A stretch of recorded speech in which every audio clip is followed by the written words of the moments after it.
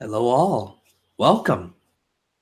Welcome to another live review brought to you by your boy, Dull X-Man. Tonight, I will be discussing New Japan Pro Wrestling's WrestleMania, known as Wrestle Kingdom 12, the 12th installment of the big annual event. It was held in Tokyo, Japan, inside the Tokyo Dome. It said the max attendance was 35,000, estimated, of course, which is huge. That's a big crowd. Try to fit 35,000 people in your room, let alone a freaking building. Yeah, it's not something you should scoff at. I know a lot of you are going to say it's not as big as WrestleMania 32 or WrestleMania 3's attendance record, and you might be right. But it's twice the size of, sometimes maybe even 3 times the size of the weekly Raw SmackDown audience. It's still a big crowd, and they drew it. New Japan Pro Wrestling should be commended for what they've done in terms of hype, in terms of build, in terms of importance when it comes to this show. I should be honest and say that I am one of the many fans who actually who subscribed to New Japan Pro Wrestling World, their version of the WWE Network, just to see Wrestle Kingdom 12. I gave them my money because they deserve it. I gave them the $8.99 that was needed to order their network. I'm just gonna say network. I was gonna say something else, but New Japan Pro Wrestling's website, basically, it was worth it. Because to me, if I'm going to be a fan of this, if I'm going to show them that I appreciate what they give me, what better way to show it than by giving them my money? And for the most part, after watching this show all the way through, I feel like $8.99 was a steal. I have to give credit where credit is due when it comes to New Japan Pro Wrestling, because I know a lot of people who are watching me, who watch videos like this, you're WWE fans. You don't necessarily follow. If you do, I love you. And, we understand what's going on. But most of you who watch me, you're WWE fans. You don't really care about what happens outside Raw, SmackDown, WrestleMania, Royal Rumble, and all that. And that's cool. But if I can do anything for you, when you watch me here on YouTube, if there's anything I can do, is to help you appreciate the art of wrestling. Why wrestling still works here in 2018. Why, even though some people think it's fake, it's outdated, it doesn't get over anymore, why I feel it can still garner a massive audience, and why it's still able to make money nowadays. Whether the economy is thriving or not, wrestling can still be awesome. And I believe this show is a prime example of that. When it comes to New Japan Pro Wrestling, Wrestle Kingdom 12, in terms of classic matches, in terms of 6-star rating, Dave Meltzer's scale being broken again. Instead of 6 stars, now it's 7 stars, 8 stars, 10 stars, 15 stars, 100 stars. I don't know. I really don't think there was one match on here that necessarily would break anybody's scale. Now, is that a bad thing? Hell no. But that is my issue when it comes to Dave Meltzer's scale. And I gotta go off on a tangent here. You have to forgive me as I let people come in. Thank you to everybody who's live. Good to see everybody here. But I have a serious issue with people's mentalities about shows like New Japan Pro Wrestling, because what's happened here is that since Dave Meltzer broke his scale and has created the 6-star rating, now everybody's mentality is, all right, I'm looking for the match that will break his scale again. You know what I'm saying? Once you've established something and then it gets broken, and then you've shown the audience that it can be broken, that's what they're going to expect from now on. And when we get shows like this where nothing really breaks the scale anymore, some fans are going to go, well, it must not be all that great if it doesn't break the scale. People were predicting the main event that we had tonight to break the scale again. Did it break the scale? I don't think it did. Does it matter? Absolutely not. And I hear the commentary, what was it? Don Callis and Kevin Kelly throughout the entire night. 7-star matches, 6-star matches, 5-star matches, this star, this star, this star, this star. Oh my God, shut up about star ratings. Shut up. Shut up. I'm sorry. It does get to a point where I just get so annoyed at this idea that all that matters is what a guy named Dave Meltzer says. Dave Meltzer can have his opinion. Dave Meltzer can give whatever star rating he wants to any match he wants. That doesn't mean that what he says is gospel. Okay? Seriously, you want to respect his opinion? I don't care. Have fun. Respect his opinion. If you want to think a match is 5-star and you believe Dave Meltzer should give it 5-star, go right ahead. I still believe Shawn Michaels versus The Undertaker, WrestleMania 25, is a 5-star match. If any match deserved to break the scale, it should have been that match. But that's just my opinion. He didn't give it 5 stars, which I think is BS, but that's his opinion. I don't care. What I have a problem with is that people are allowing that, his star rating, to affect whether the match was fantastic or not. Dave Meltzer can give, I'll just name a match, for example. Kota Ibushi versus Cody, 3 stars. I don't care. I'm still going to think it's an amazing match. I thought the match between Cody and Kota Ibushi was fantastic. That's my opinion. And I want fans to think the exact same way. Okay? Don't come up here and look at my grades and go, oh, the next man gave that an A. I'm supposed to think it's fantastic. Whatever match I gave a grade to, if you thought the match didn't deserve that grade, you have the right to feel that way. If you felt that I underrated a match, you have the right to feel that way. I don't care. Okay? Don't let one guy's opinion determine how you feel about a match. What you need to do is, if you want to come to me for reference on if a show is worth your time, or Dave Meltzer, or whoever, what you need to do is do that, but then check out the show for yourself. And I want you all to do that. If anything else, I want you to find New Japan Pro Wrestling Wrestle Kingdom 12 and watch it for yourself. And I guarantee you, whether you think it's a fantastic show or just a good show, you're going to enjoy yourself. You're going to enjoy yourself. You're going to find some level of enjoyment out of the show. But in my opinion, it is a fantastic show. And that's what I want people to take away from this. This show was awesome. Don't go in there expecting a match to break the scale. Screw that. Screw that. Seriously, don't worry about 7 stars, 8 stars. Go and enjoy it. Because that is what it's all about. Now, if for some particular reason, one of these matches do end up breaking the scale, if I had to predict what it will be, I think it might be Jericho and Omega. He hasn't given us his star ratings yet, but I thought Jericho and Omega clearly had match of the night, without question. So we'll see if that match breaks the scale, which would be ironic because that would be a WWE style match in a New Japan Pro Wrestling ring. And that's the match that broke the scale, which would kind of irk me because why didn't Shawn Michaels and Undertaker break the scale? Sorry.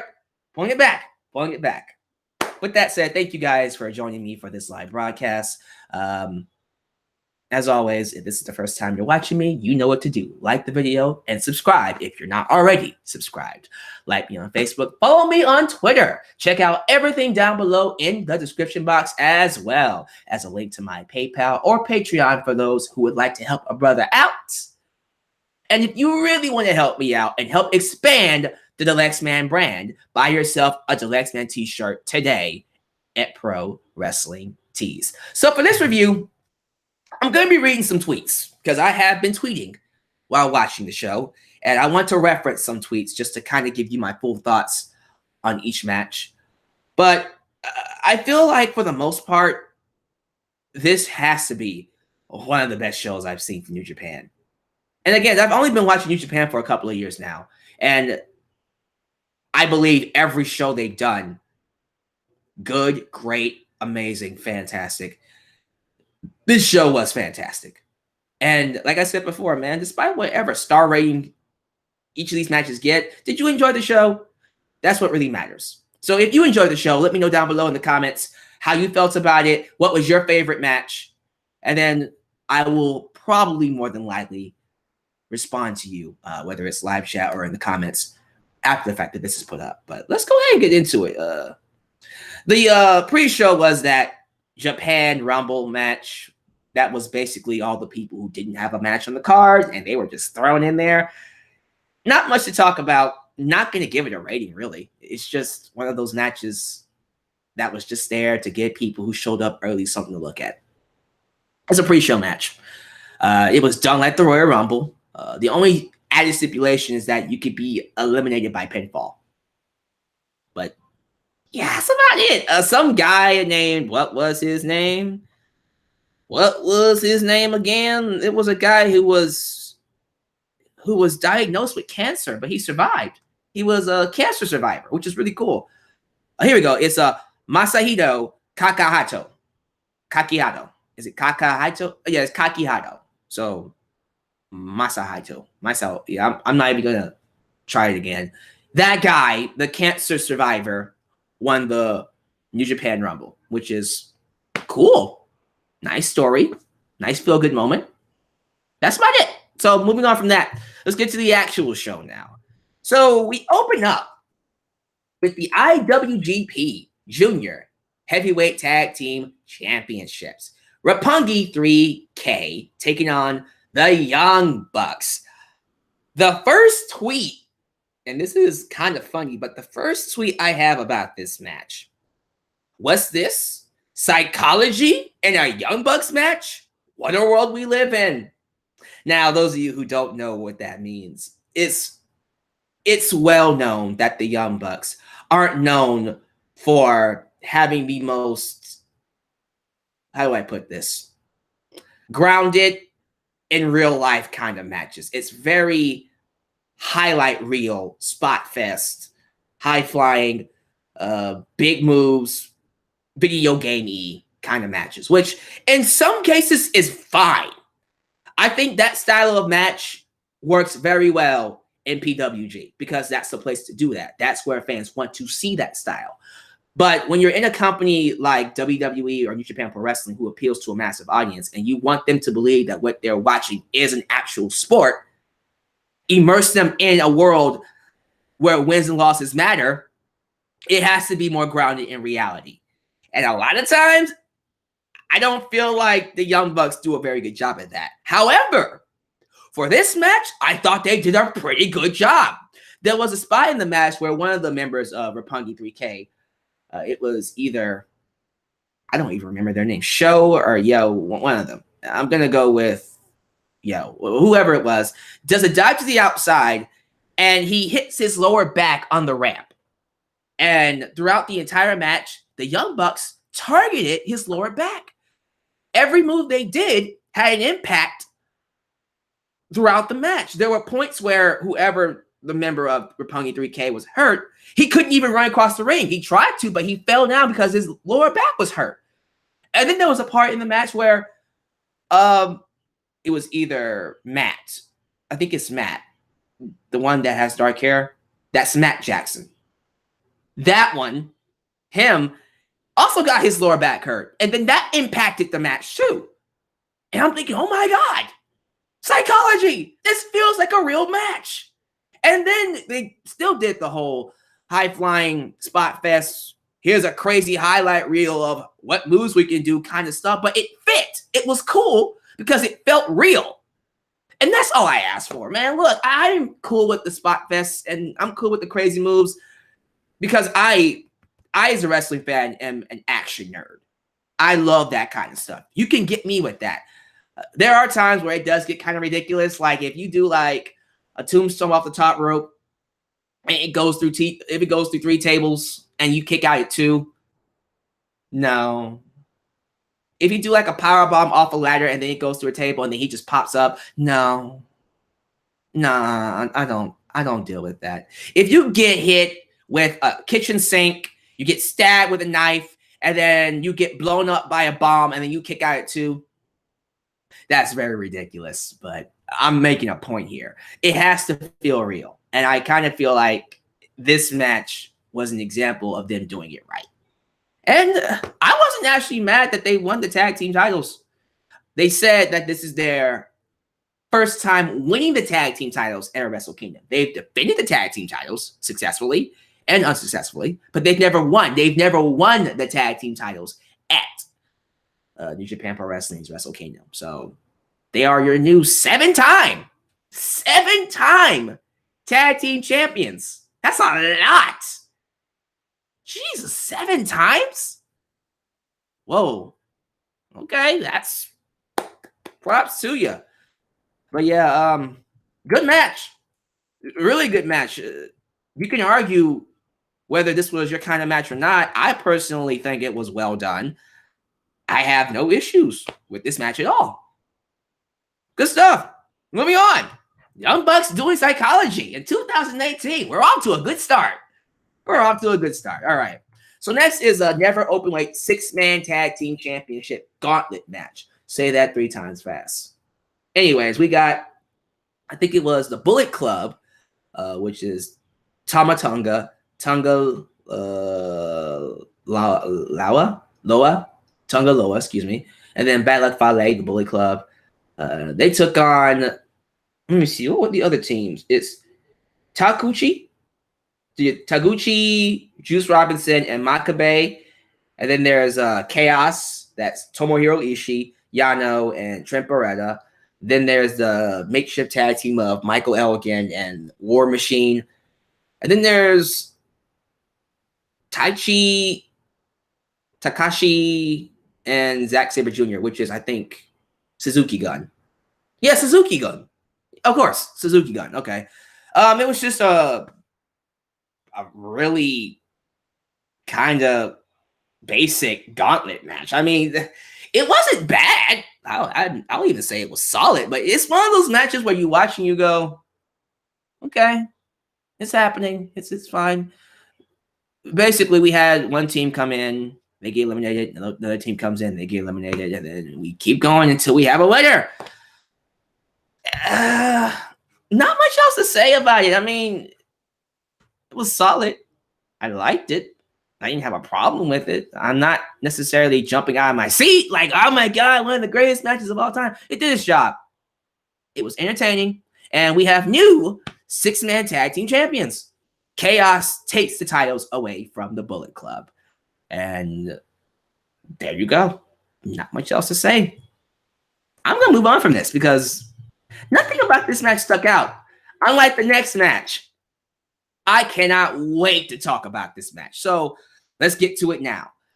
It's Kota Ibushi taking on Cody Rhodes. Those of you who aren't aware that he can't use his full name because WWE won't let him.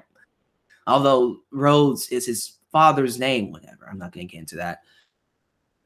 These two had a fantastic match. Look, I know a lot of people aren't fans of the way Cody Rhodes wrestles because he wrestles a very WWE style. It's not PWG-esque. It's not the kind of style you usually see from, you know, the typical Kenny Omegas and the Young Bucks and the Okadas. That high-flying Will Ospreay, Ricochet, new generation style. Cody Rhodes isn't doing that. He does a more traditional, old school, Dusty Rhodes style, which I'm fine with. Whatever works. And matches like this show you that can still work. By the way, speaking of Dusty Rhodes, I love Cody's new look. Cody Rhodes has dyed his hair blonde. He now has blonde hair. Bleached his hair blonde. Yeah, I think that's the right term. He bleached his hair blonde. And his mannerisms, I'm not going to say they are Dusty Rhodes' mannerisms, but they're very reminiscent of Dusty Rhodes. He's cocky. He's arrogant. I love the fact that he walks around with the ring. And he has this, what do you call it? This majestic complex where he feels like, you need to honor me. I'm the king. Kiss my ring. Kiss my feet. I like that. It's a good heel aspect about him. I like it. It's really cool. And by the way, Brandy Rhodes, whoo! I swear to God, Cody Rhodes is the luckiest man in the world. Wait a second. So Brandy can be called Brandy Rhodes, but Cody can't be called Cody Rhodes? It's not about that. Whatever. Brandy. My God, was she hot. She was smoking on this show. That red with the silver high heels. Woo! Cody, man, I'm jealous. I am jealous of Cody Rhodes. I'm happy for him, though. Brother, I might have to call him a brother now. You got you a hot black chick, man. What tricks are you using? What's your method, man? You need to find me a woman like Brandy. Notice that I said I need to find me a woman like Brandy. I didn't say I need to get Brandy because I'm not stupid. He would kill me. And I probably wouldn't be able to last a day with her because I don't think she would want somebody like me. Regardless, I need to find me a woman like Brandy. She has to exist somewhere. I am getting way off topic. Let's get back to the match. Like I said, this match was outstanding. And let me read some tweets that I wrote about this match. One in particular that needs to be said, besides the first one. Cody is the luckiest man in the world. Brandy Rhodes is smoking hot. And this is another tweet I wrote. I can't help but smile looking at Cody Rhodes now. I know he's doing his own thing, but I'm seeing a lot of Dusty in him. And it's not just the blonde hair, and I've already explained that. But the first tweet that I want to talk about is Crossroads to the outside of the ring, holy. There was a spot in the match where Cody Rhodes had Kota Ibushi on the apron. And then he hooks him in the crossroads and dives to the outside, driving his head onto the bottom floor. What a crossroads. It looked nasty. It was disgusting. It was brutal. You know he hurt himself. That's not a spot you can protect yourself from. I think he actually got hurt from that, man. But that was just crazy. The next tweet talks about Kota Ibushi diving onto Brandy Rhodes, and it looked like she was knocked out. It looked like Brandy was essentially just AFK, but it was all a ploy because Kota Ibushi goes to pick up Brandy and carry her off because he cares about her. He didn't mean to hurt her. And then he gets attacked from behind by Cody, and then he gets thrown into the ring, and then Cody goes to check on Brandy, and she's fine. Cody and Brandy played them. They played Kota Ibushi because they're evil, and I like it. Cody is a good heel. He is a really good heel. And I'm starting to wonder why the WWE didn't push him to be this kind of a heel. They missed out big time on Cody. They missed out on a lot of people. They're idiots. So why even stay on the subject? So many things happened in this match. High-paced action. Hurricane run off the top rope by Cody. Really cool stuff. I always love seeing Kota Ibushi do the golden star triangle jump, which is, oh God, beauty. It's a thing of beauty. It's not something you see every day. And I love that of course, you had Cody kick out of the golden star powerbomb, which is basically the equivalent of Dolph Ziggler's famous, sir. He never beats anybody with it. Not anymore. But then he does that knee, that devastating knee, and then beats him with his old school finisher, the Phoenix Splash. He brought back the Phoenix Splash, which was magnifique. And then he beats Cody Rhodes. And this is a match where I feel like Cody Rhodes looked better. He came out looking better than when he went into it. That is the match that did its job right. Those are the best kind of matches where both men come out looking better. And I feel like Cody came out looking a lot better than he did going into it. And that says a lot. It does. Is this Cody Rhodes' best match? Period. I don't think it's his best match. Period. I think it's his best match since leaving WWE. Absolutely. To me, his creme de la creme is still that match at Battleground 2013.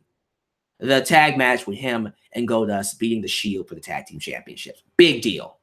Huge. Huge, huge, huge. So that to me was easily one of the best matches of the night. Well, Kota Ibushi and Cody, but also the Rose Brothers versus the Shield. Really cool stuff, man. A lot of good things coming from this show. But now you have to ask the question, what's next for Ibushi? I wish he would sign a contract. Let's just have him sign a contract so we can just really be pushed the way they want to push him. I have a feeling that New Japan wants to feature this guy a lot more than he's allowed to be featured because he's not signed by anybody's contract. He's not under anybody's contract. I think that's why they're scared to give him a belt. Because they never know. We'll see, man. What's next for Cody? I mean, he's in Ring of Honor, but he lost the Ring of Honor championship. Don't know what he's going to do now. Look forward to seeing what they do with him. But next up is the Killer Elite Squad, a.k.a. Davey Boy Smith Jr., the son of Davey Boy Smith, British Bulldog, and Lance Archer. Probably don't know who that is. He was formerly known as Lance Holt. He was on ECW, well, ECWWE, the reincarnation of ECW, when they brought it back after it died. Some of you don't even care about that because you never watched it. But they were a tag team, and they were the tag team champions. They took on Evil and Sanada. And first off, let me just say this. This is my first time seeing the Killer Elite Squad, KES. They're douchebags, as in really good heels douchebags. And very effective, by the way. Throughout this entire match, they had plenty of opportunities to beat Evil and Sanada, but they just kept toying with them. They played with their food too much, and it led to them losing the tag team titles, which is a nice story. Evil and Sanada beat them to get the championships back around their waists. And that's about it. I like both tag teams. I really was impressed with Evil. I've been impressed with Evil for a while. I liked his performance in the G1 Climax last year. So it was really cool seeing him sell. It was very, very refreshing to see a man like him sell the way he did. So it was cool. You know, you can do a lot with good selling. Good match overall. I do like the story of the Killer Elite Squad costing himself the match too because they got cocky and played with their food. By the way, shout out to Lance Holt or Lance Archer for responding to my tweet. I had a conversation with him on Twitter about his match. Yeah, man, it was a good match. Yeah, your boy the last man talks to people in the wrestling business because I'm cool like that. So up to this point, I'm already feeling the show. This is the undercard. These are the least important matches. These are the matches that don't have build. They don't have story. And they're delivering. All of them. All of them delivered really, really well. And then we got to the matches that have importance. The first match I want to talk about is for the Never Openweight Championship. It's, let me get his name right because I don't want to mispronounce it. Is it Hiroki Goto? I think that's how I say it. Yeah, it's Hiroki Goto taking on the champion, Minoru Suzuki. So, the first tweet here is about Mr. Suzuki. And it says, does Suzuki chop himself at night as a substitute for masturbation? Because I think he likes it. What this refers to is the fact that during the match, there's a spot where Hiroki Goto is chopping the hell, just chopping the hair out of Suzuki, and he's just taking it, and he's laughing. Ah, yes, yes, chop me more, chop me more. And I'm just like, this crazy bastard. This man's a psychopath. He is crazy. And I love it. I love it. There's a tweet on here that's much later on, but I'm going to read it to you now. I actually tweeted Bray Wyatt after this match, like a direct tweet to Bray Wyatt saying, let me find it. Hey, Bray Wyatt, find out all you can about Minoru Suzuki and New Japan Pro Wrestling and emulate him because he's everything I feel your character should be in WWE. Crazy, sadistic, lover of pain, and chaos bringer. He is! Imagine if Bray Wyatt was booked exactly like Suzuki. He would be a mega hit. But we're not going to do that because it makes too much sense, I suppose. But the next tweet here, Jesus, exclamation mark. Okay, exclamation mark. Stop, exclamation mark. He's already dead on his feet. Exclamation, exclamation mark. These chops and slaps are brutal. Suzuki is sick. There was a part in the match where Suzuki had Goto dead on his feet. Like, imagine Mortal Kombat. And there came that part at the end of the fight where it said, finish him. And then freaking Suzuki did a freaking brutality on him. Just pop, and he's just hitting him, here, pop, smack. And it was just like, oh my God. Stop! He's already dead. My God, it's ridiculous. And what I love about this too is this next tweet. Suzuki had the match won many times over. He could have easily just pinned Goto at any point, but he was obsessed with hitting the pile driver. He wanted to break his neck. He wanted to hit that pile driver to make a statement. And instead of just pinning him or making him tap out or whatever, he wanted to hit him with that pile driver, and that cost him. It cost him the match. Eventually, we see Goto hit his finisher, and he pins Suzuki to become the new Openweight champion. Never Openweight champion. And then as a result of the stipulation, that meant Suzuki had to shave his head. Suzuki goes outside to grab a chair, puts the chair in the center of the ring, sits down, and shaves his own head. And his head that's already kind of messed up and screwy, it looks even more messed up and screwy. Because he likes it like that. Because he's crazy. Suzuki is a crazy man. Why I love this match is that it was the perfect match. The one thing I like about this match is that it is the perfect match that told you what, who, and why Suzuki is the way he is. You know all about Suzuki now if you watch this match. You know he's a crazy bastard. This was the perfect highlight match for Suzuki. If you didn't know who Suzuki was, now you do. He's not someone you should meet in a back alley. If you see this man in a back alley, run. Don't even call the cops. Run. Because he will kill the cops. And then kill you for calling the cops. No, he won't even kill you for calling the cops. He will torture you for calling the cops. And then he'll kill you once he's done with you. So there you go. Suzuki is crazy. He is a Satanist. That's his character. He's a Satanist. All the more reason why Bray Wyatt should emulate him. Just saying. Next up is the Fatal 4-Way for the Junior Heavyweight Championship. That's their version of the Cruiserweight Championship. It is the champion, Marty Scurll, taking on Will Ospreay. Let me get their names. Kushida. And then who was the other guy? Was it Himuro Takahashi?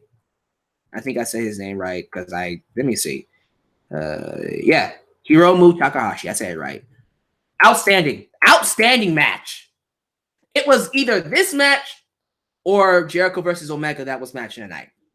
One of those two is going to get, I'm pretty sure, 5 stars, 6 stars from Dave Meltzer, like it freaking matters. But this match was awesome. This match, the tweet that I have here is very poignant. This Fatal 4-Way is everything I want in a Cruiserweight match. And that's not demeaning it. It was fun. It was fast-paced. It was high-flying. There were innovative moves. There were innovative spots. There were characters. There were near falls. It was an awesome, fast-paced, action-packed bout. Very popcorn-festy. And if you like popcorn bestie matches, this is the match for you. This is the kind of match I would introduce to new wrestling fans. This is the kind of match that I think when they watch it, they go, ooh, that's wrestling? That's cool. You know? By the way, reading more tweets, there was a spot in the match where Marty Scurll had an umbrella, because you know he carries around an umbrella, and it usually has something written on it. But he brings an umbrella into the ring, and then he starts swinging that thing like he's Mark McGuire at a baseball game. And then he's hitting home runs. Pow! Right in the face. He clobbered them in the face with that umbrella. And each one was like, oh, there goes an eye. Oh, there goes his nose. Oh, there goes his cheekbone. He hit them hard. And it was wonderful. It was great. A lot of crazy spots. If you've seen either of these four men wrestle, you know what they're all about. You know what they can do. You know their move sets. They did everything. You had Marty Scurll breaking fingers, you know, the snap when he cracks their fingers. It's so nasty, but so awesome at the same time. Will Ospreay doing the corkscrews and the moonsaults and the 350s and the 360s and the 450s and the 720s and the 1080s and the 2000s. It's over 9,000. Sorry. You know, the crazy flips that he does. It's incredible. He is an amazing talent. I love seeing Will Ospreay do his thing, man. But it comes down to Will Ospreay and Marty Scurll in the middle of the ring.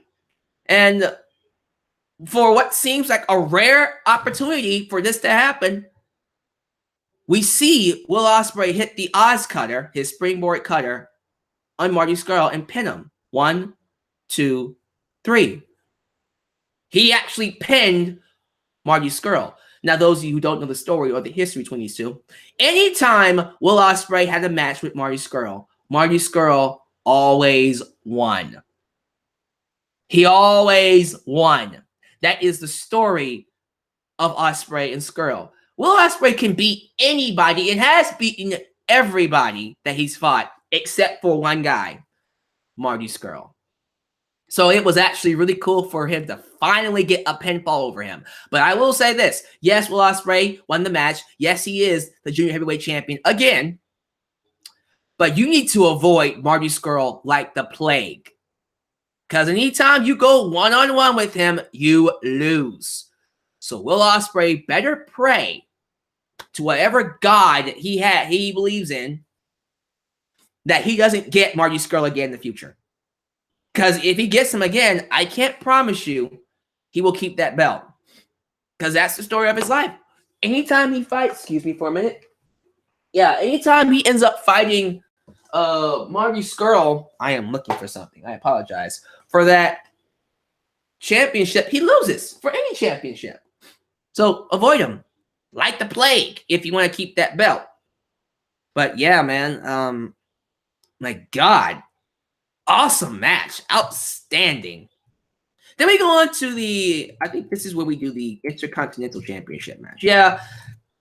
The Intercontinental Championship, Hiroshi Tanahashi, the champion, taking on Switchblade Jay White. So the story of this match is that, well, Tanahashi is injured. He's working hurt. And that's not storyline. That's not kayfabe. He is actually hurt. He's actually working with an injury. You can tell. When he came out on that stage, he was slow. He was groggy. I think they say he has a knee injury and that he has other nagging injuries too that he's dealing with. He's beat up. And it had an effect on his match quality. Because usually Tanahashi has some awesome, amazing to fantastic to classic matches. And he's been doing that for years. This match did not live up to the standard. It didn't. Probably could have. Because Jay White wasn't bad. But Tanahashi was, he wasn't on his game. Why would he be? He's hurt. He's injured. So I figured to myself, all right, if he's hurt, and clearly he's not able to have the quality match, the high quality match that we know he can have, maybe it is time to let him have a break, get that belt off of him, and let's move on. Let him come back when he's healthy. That's what I thought. That's what I thought they were doing. That's where I thought they were going. That's not what they did. They had Hiroshi Tanahashi pin Jay White. Clean. Okay, now look, I know nothing about Jay White. I'll be real with you. I've not even done any research on him. I know nothing about this guy. I hear he was in ROH.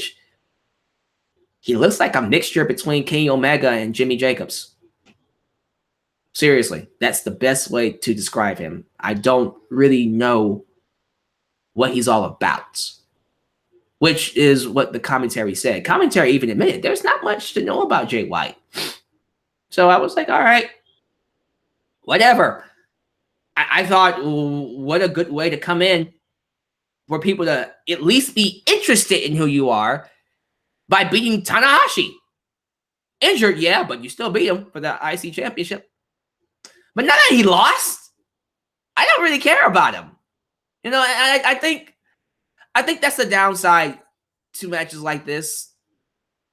Tanahashi is the ace of New Japan Pro Wrestling. He's the John Cena of the company. Anytime a new wrestler comes in and you go right after a guy like him and you don't beat him, there's your wall. Jay White just hit a wall. It's like the John Cena wall. Only this time, it's called the Tanahashi wall. He hit a wall. Now, maybe he should hit the wall. Because, again, I don't know who the hell he is. Maybe he wasn't even ready for that championship. I don't know. Personally, if I had my way, I personally think, well, see, I was going to say maybe Kota Ibushi should have fought Hiroshi Tanahashi instead of Jay White. But then again, I wouldn't have gotten Cody and Kota Ibushi, which is a match I don't want to take away. It was awesome. It was really awesome. I don't know. That's weird. That's a weird situation. I told a fan on Twitter who asked me that he feels do I feel that Jay White should have won the belt because he feels that way. He feels like Jay White should have gotten the belt off of Tanahashi. And I told him, well, you could have either given him the belt and really not do anything with it because he doesn't even have a character. We don't know who Jay White is. We don't know what this guy's all about. So you're giving him one of your top belts and he hasn't established himself with the audience. That's Naito all over again. That's not going to work. Or you can keep the belt on Tanahashi and let him continue working hurt. Injured. Not having the high-quality matches that he should be having. It's a no-win situation. They chose, I believe, in their minds, they chose the lesser of two evils. We're keeping the belt on Tanahashi until we actually find a suitable replacement. I think something tells me they wanted to give Kota Ibushi that belt, but he didn't sign a contract. So they said, nah, we'll keep the belt on him. We'll see, man. But yeah, he's hurt. Tanahashi's hurt, and he needs a break. As soon as he can get one, that would be probably best for everybody. All right, main event. Main events. Let's talk about the main events. The draws of the show. The two main attractions of New Japan Pro Wrestling's Wrestle Kingdom 12. The first is the crossover match. It's WWE's legend, one of WWE's legends, Chris Jericho, Y2J, the Ayatollah of Rock and Rolla, or the Alpha, to Kenny Omega's Omega. He took on Kenny Omega, the so-called best wrestler in the world. This match, mwah, I loved it. I thought the match was almost flawless. Almost. Couple of things in there I was kind of like, but for the most part, easily Chris Jericho's best match since Shawn Michaels in 2008? No. Rey Mysterio, The Bash in 2009. Yeah, because that was a classic. That match with Rey Mysterio, The Bash, classic match. Oh my God, that match was amazing. One of my favorite matches of all time. Seriously, one of my favorite matches of all time. Now, that doesn't mean that he's not had a good match since since then. He's had plenty of great matches. He had an awesome match with CM Punk, Extreme Rules 2012. But I feel like this match, I got a chance to see Chris Jericho without the limits, if you know what I mean.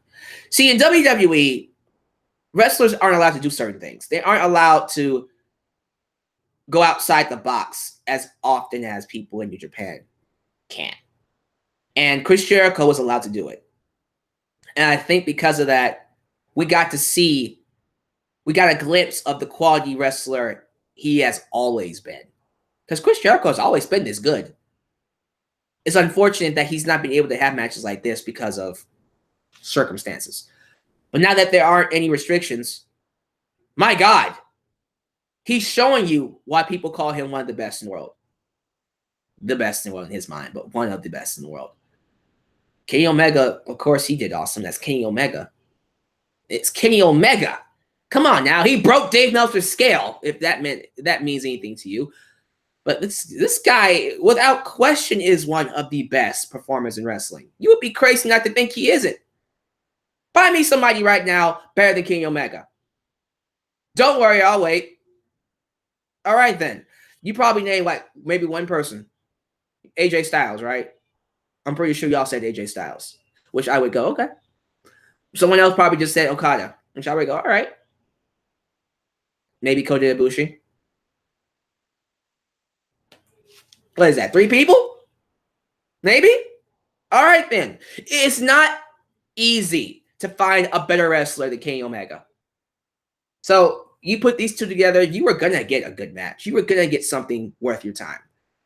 What we got, it was a fight. It was a brawl. It was not the 6-star classic that Dave Meltzer would, go crazy over. But quite frankly, it didn't need to be. This was an old school WWF Attitude Era fight. This is the kind of match I paid $50 a month to see and love.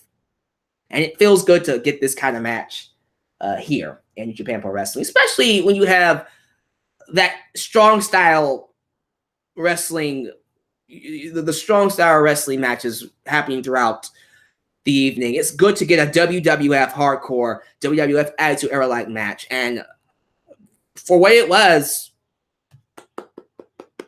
I'm very proud. I was happy with the match. There were a couple of complaints that I want to address. There was a point in the match where Chris Jericho had Kenny Omega in the walls of Jericho, and then Kenny Omega grabbed the ropes. Referee got in Chris Jericho's face. Hey, let him go. And Chris Jericho says, there's no DQ, you idiot. And it was no disqualification match. It was no DQ. There were no rules. He could have held on to that thing as long as he wanted. And he did. He only let it go because Kenny Omega escaped. There was another point in the match where he did it again, and Omega reached the ropes, and he let him go. Now, people were complaining about this. The inconsistencies of the rope breaks. Why would you let him go when you weren't going to be disqualified? I will tell you why.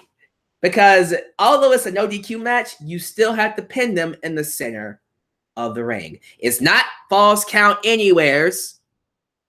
Because if it was false count anywhere, then the rope break wouldn't matter. However, this is not false count anywhere. It just says no DQ. You still have to pin them inside the center of the ring.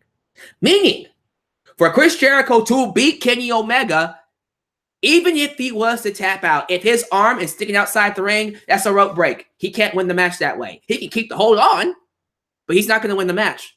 And the referee should not have him win the match if he's not inside the ring. Wrestling says you have to pin the opponent in the center of the ring unless stipulation-wise it allows you to do other things. So to the people saying the rope breaks are inconsistent, Chris Jericho couldn't have won the match if he grabbed the ropes. So he had to let him go. Might as well let him go. What's the point? He was already weak. He was already beaten up by that point. He can't just, come here. That would make no sense. Quite frankly, if Chris Jericho would have held that move in and gotten mad at the referee for not calling the match, he would look like an idiot. So, yeah, Chris Jericho letting go of the move when Kenny Omega got the ropes makes sense. And just because it's no DQ doesn't mean that rope break doesn't count. There are rope breaks and no DQ matches. There aren't any rope breaks and falls count anywhere matches. I just want to put that out there. Just so you guys know. So that clears up that inconsistency. What else did I say about this match? Again, looking at my list here. Chris Jericho's theme song, Judas in My Mind. Yes, absolutely. Love that theme. But you might have to make that his official theme from now on. I wouldn't mind that if he made Judas in My Mind his official theme. Go back to WWE, of course. Oh, I love this tweet. Jericho got so pissed at the referee that he pushed him down, then slapped his son, then put his son in the walls of Jericho. What a heel. What was the referee's name? Red Shoes? Whatever. So the referee was bothering Chris Jericho. Chris Jericho was on the outside telling him, leave me alone, and he wouldn't leave him alone. And so Chris Jericho pushed him down, went over to his son, slapped his son, and then put his son in the wall of Jericho, and drug his son over by his father so his father can watch him suffer. That's pretty messed up. It's hilarious. It's awesome, but it's messed up. Chris Jericho is an awesome heel. It's beautiful. It's wonderful stuff. There was a spot in the match where Chris Jericho had one of these Japanese steel chairs. And when I say Japanese, okay, look at this chair. This, guys, is a steel chair. Okay? That's hard. All right? You get hit in the head with this, you're going to have a concussion. This is not wool. This is not soft. It's not padded like WWE's chairs are. Don't get me started on that. The Japanese chairs are harder than this. I don't know what kind of material it's made out of, but it doesn't feel good.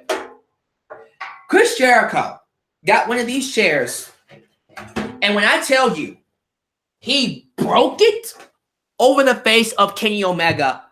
The seat of the chair came off of it.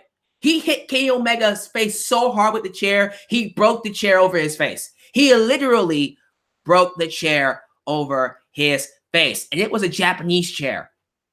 Yeah, it busted him open.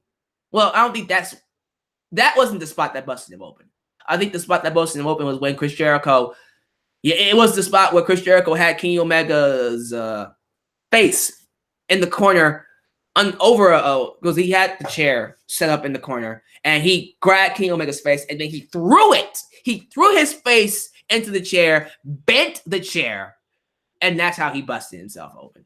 I think it was a blade job, most likely a blade job, but he got busted open from that. It was nasty. What else did I tweet? Crazy dive by Kenny Omega. Oh, yeah. So there was also a spot in the match where Chris Jericho got knocked out the ring, and then he flew over the barricade to the announcer table because they have their announcer table set over outside the barricade, not inside like in WWE. Kenny Omega dives from the ring, off the top rope, springboards from the ring, all the way over the barricade to hit Chris Jericho, but Chris Jericho dodges, and Kenny Omega goes flying through a table. This man flew all the way from the ring, over the barricade, through a table. I can't make that up. That's insane. This guy got some major hops, and I just knocked over some stuff. I apologize. I need to fix that real quick. Crazy spot. Insane spot. I'm going to read some comments after this because people are saying a lot of cool things I want to read. Favorite moment of the night, not even the match tonight. We see Omega going for his one-winged angel, his finisher. He lifts Chris Jericho on his shoulders, goes to slam him down, but Jericho rolls down and then rolls him up into a walls of Jericho. But it wasn't even like WWE Boston Crab walls of Jericho. No, it was the Lion Tamer angled up, knee in the back of his head walls of Jericho. The kind that, when he hooks it, you're not getting out of it. That is the Lion Tamer walls of Jericho is the one that people don't kick out. That's when you go, yeah, you lost. And I actually thought Omega was going to tap out. I'm like, he's about to beat him. He somehow managed to get out of it. Forgot how he did. But that was an awesome counter because I thought the match was over. Man, I just wish we get more matches like this from Chris Jericho. I don't want him to go back to WWE now. It's not going to be the same. Oh, well. Yeah, and of course, we get to the end of the match. We see Omega go for another one-winged angel, but this time, there's a chair by his feet. And so he looked down at that chair and went, oh, Chris Jericho, guess where you're going? BAM! Slammed him on the chair, pinned him 1, 2, 3. Omega retains the United States Championship. Wow. What a match. That was awesome. Props to them giving me one hell of a contest. And I'm going to use this time to read some comments because a lot of people had a lot of things they wanted to say about this match. Because I know a lot of people were not happy with the inconsistencies of the rope break. I don't care. Look, it's still a match. The only thing about it is that there's no DQ. You can't win the match when someone is outside the ring. And when you grab the ropes, you're outside the ring. Simple as that. That's all I'm going to say about it, but let's get some comments here. Let's see here. PS4 JTB says he could have pulled him back. Well, again, that was during the part of the match where he was beaten down, he was broken. He didn't have the strength to pull him back inside the ring. He had to let him go. It was believable. Now, I can see what you're saying about him pulling him off the ropes to continue the match and hold the submission, but he was weakened. He was weak, so it made sense that he let him go. Let's see here. That was beautiful, seeing Chris Jericho slap the referee's son and lock him in the walls of Jericho. Yes, it was. It was wonderful. It was great. I agree with that. Let's see. Him and Pete. I know who could stop Okada. Brock Lesnar.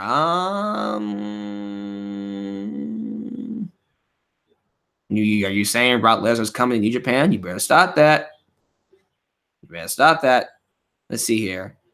Dives onto the monitors. Yeah, that's another thing too about Omega. The table he dived onto, they didn't remove the monitors. Everything was still on the table when he hit. He hit the table with everything still on it. It looked like he broke something. Guarantee you. Crusader Gamer says, to be honest, it was my first time watching Wrestle Kingdom and I really enjoyed it. That's all that matters, man. That's all I care about. Seriously, that is all that really matters. Let's see here. Omega would do amazing in NXT. Stab Studios says Omega would do amazing in NXT. I think he would too. I agree with that. Match of the year already. Oh yeah, Mr. Krabs. All right. That's your match of the year. A Dangerous Ape. Love the match. Eric Gonzalez. I hope Jericho never goes back to WWE and stays in New Japan so he can have the high quality matches like we got. That would be nice, but you know he's going. He's going back. You know he has to go back. Sorry. I know that kind of hurts you, but that's just how it is. Tyler Marine. I love that match. I don't care what anybody says. Yeah, I love the match too. Seriously. It's not really a match anybody can say was bad. I watched it with good mic work. Yeah, because he did a live stream. I saw that. I saw that in my feed. That's pretty cool. All right. That's all I gotta say about it. Let's close things out. Let's close it out with the main event. The real main event. For the first time in his career, Tetsuya Naito got to main event a Wrestle Kingdom. And he deserved it.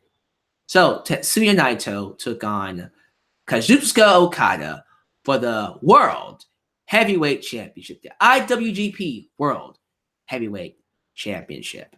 And the story was ripe. The story was set for him to go in there and finally establish himself as the guy, the man, the best wrestler in the company, which is what he's been always striving for.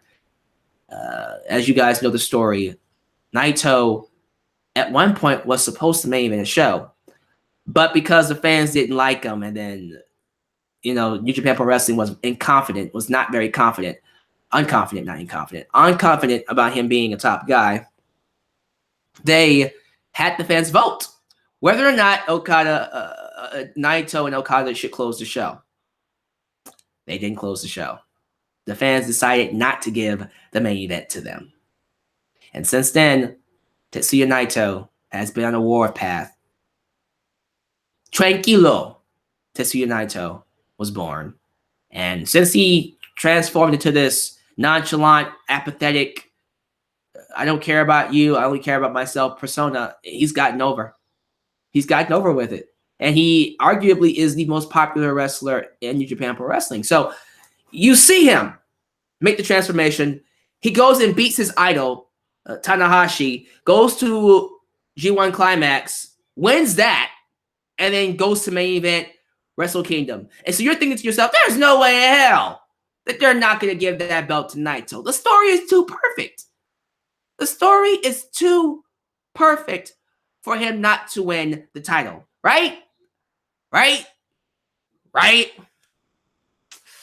Well, you'd be wrong, because as awesome as the match was, and the match was great, of course it's going to be an awesome match. It's freaking Tetsuya Naito and Okada. Okada is one of the best world champions in history. Or at least New Japan Pro Wrestling's history. Of all time, we'll have to see. Maybe in the near future we'll argue that, but for right now, easily one of the best champions for New Japan Pro Wrestling, period. If not the best champion. The longest reigning world champion over 500-something days. I think 560 days. He's held it for a long time. So, you would think that, my God, who better to drop this belt to than Naito, right? Fantastic match, but to me, I don't know how I feel about Okada winning. Okada beat.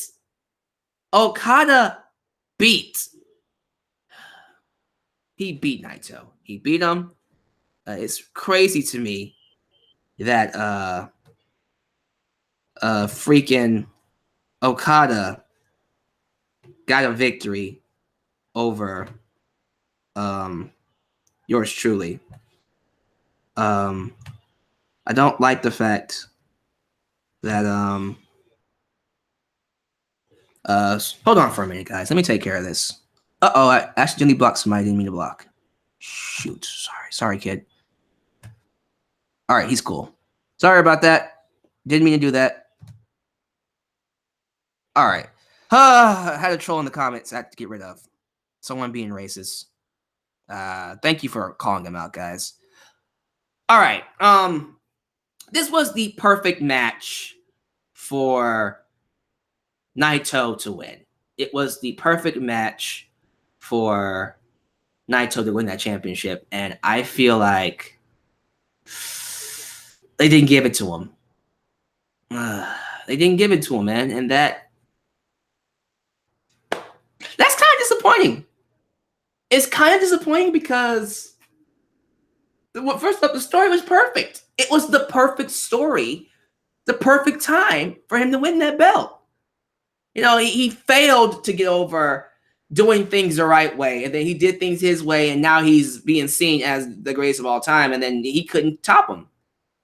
He couldn't top a guy who, in my opinion, how do I put this? It's a guy, in my opinion, that he's held the belt for so long, he doesn't need it no more. I'm just going to say it. Okada's going down in history as one of the best champions in New Japan Pro Wrestling's history. Period.